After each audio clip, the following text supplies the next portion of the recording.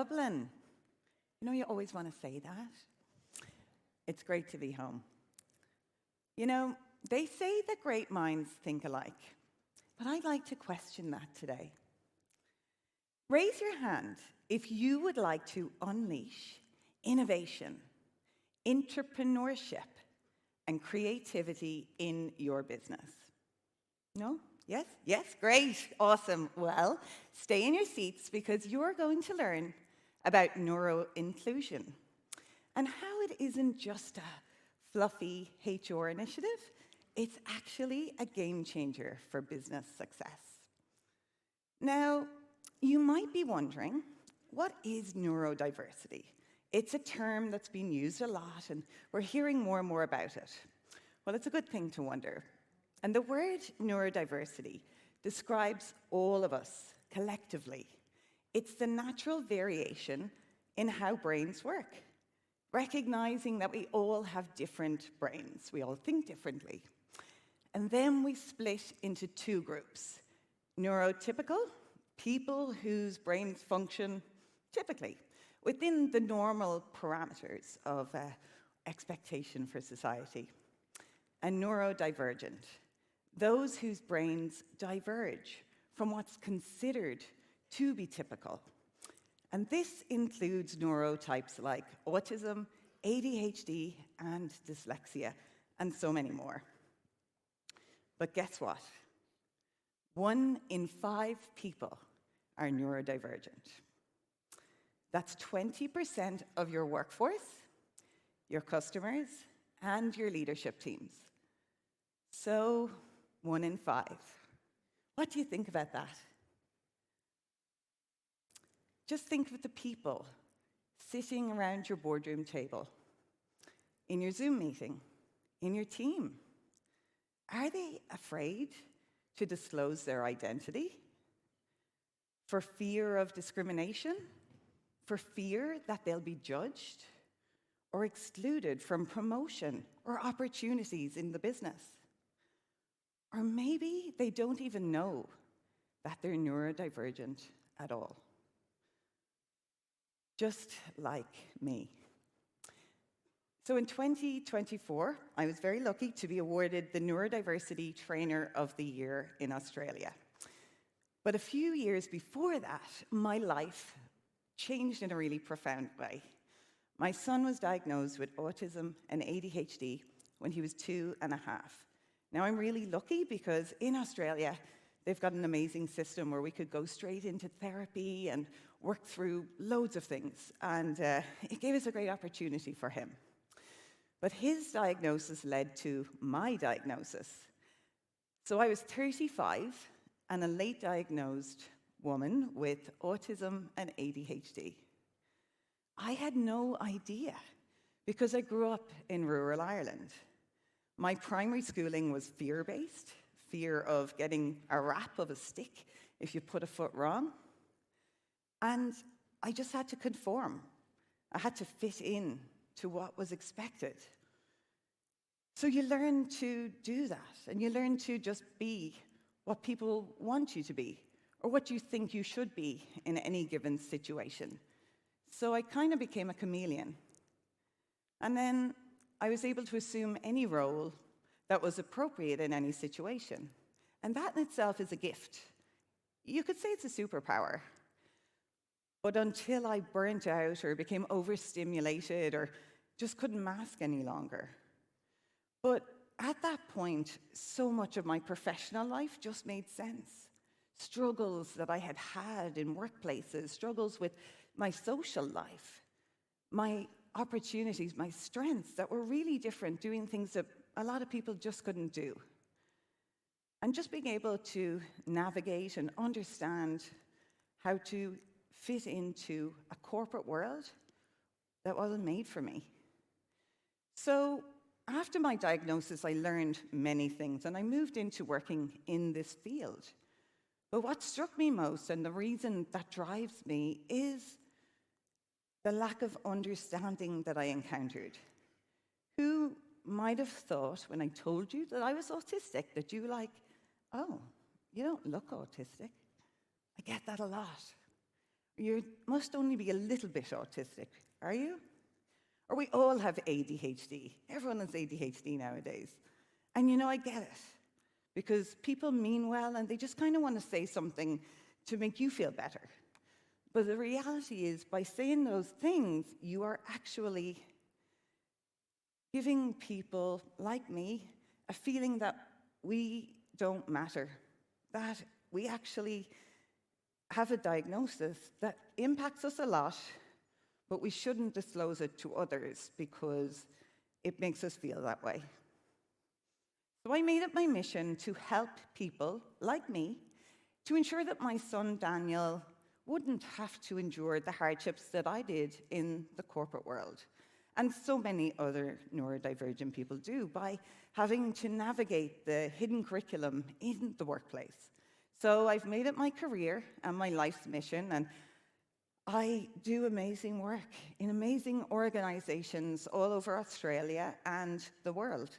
And working in these businesses, I support them to become more inclusive environments, to engage with their neurodivergent employees and support their needs, to create awareness, to rewrite policies, support HR, recruitment, educate neurodivergent employees how to fit in, and educate their co-workers as to how to accept and support them.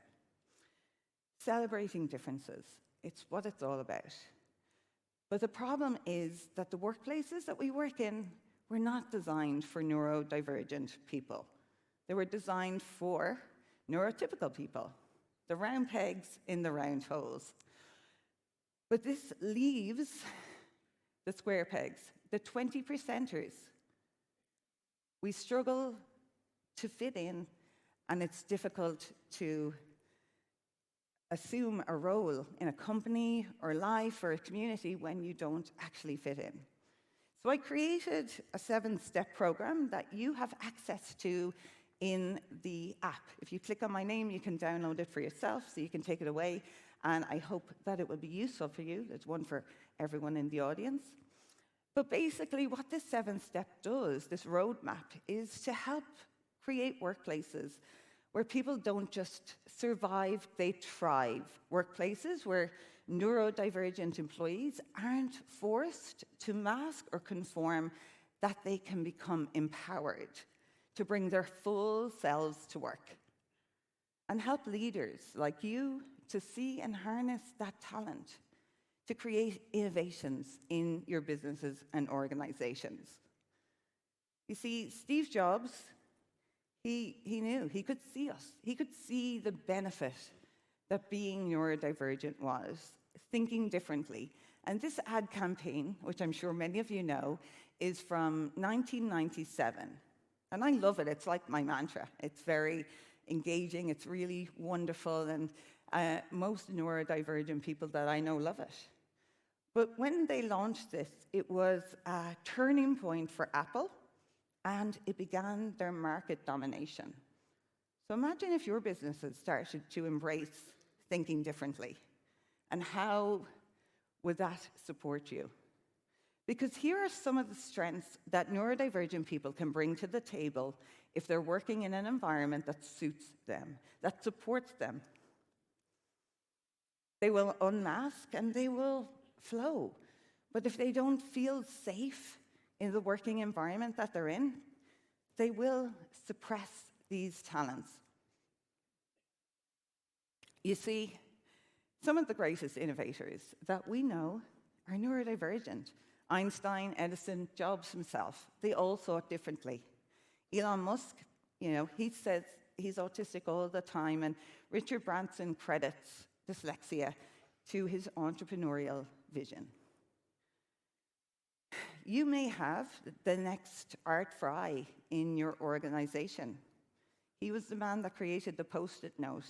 He was an entrepreneur at 3M.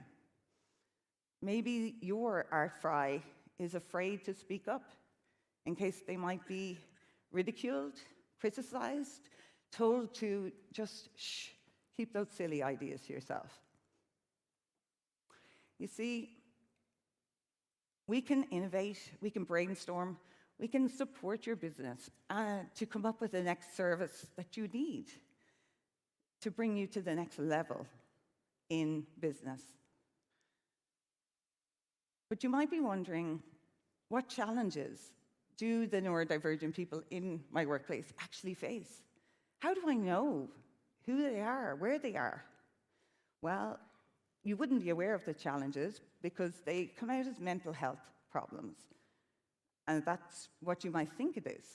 But the reality is, neurotypical workplaces are very challenging for us if certain allowance aren't made. Because we've been ridiculed, we've been criticized, we've been told we're not good enough for most of our lives. A disproportionate number of negative comments and experiences throughout our lives in comparison to our neurotypical peers. And the more criticism that we receive as children, it just compounds. As we become adults, our self-perception, our confidence, and our ability to navigate professional or social environments diminishes. And of course, that has a profound effect, negatively, because we'll hide, we'll mask, and we will be afraid to share who we really are. And it's happening every single day in businesses all across the world. When it gets too much, when there are too many triggers for an individual to cope with, there will be an explosion. And that's when I get the call. I get called into businesses to put out the fires, to identify then the triggers. Why did this happen? To support the individual, to support their manager, and to support their coworkers in navigating all of our differences, in being able to see what we can all bring to the table to understand and support each other and communicate across neurotypes. You see, our workplaces are littered with unwritten rules, unspoken expectations, and hidden agendas. And this is extremely difficult for neurodivergent employees to understand, which is why neurodivergent employees require accommodations, support, and it starts with awareness, which is the foundation of everything that I teach, because without it, we cannot create meaningful change. And in the workplace, where neurodiversity is both misunderstood and overlooked, it's the key to your business success. So let's change the way we look at things. Change the way you look at neurodiversity. Change the way that you look at people who do things differently, who communicate differently, people who have different needs. Change those old preconceived notions of what autism looks like. And recognize that people who are diverse, they have great things to bring to the table if they're heard. So I'm going to leave you with 5 simple tips that I'm going to fly through because I've just gone over time, sorry. Number 1, foster psychological safety in the workplace. Provide trust, create safety. Number 2, promote strengths. Identify strengths, celebrate them, give them a pat on the back, and just tell people that they're great every now and again. Why not?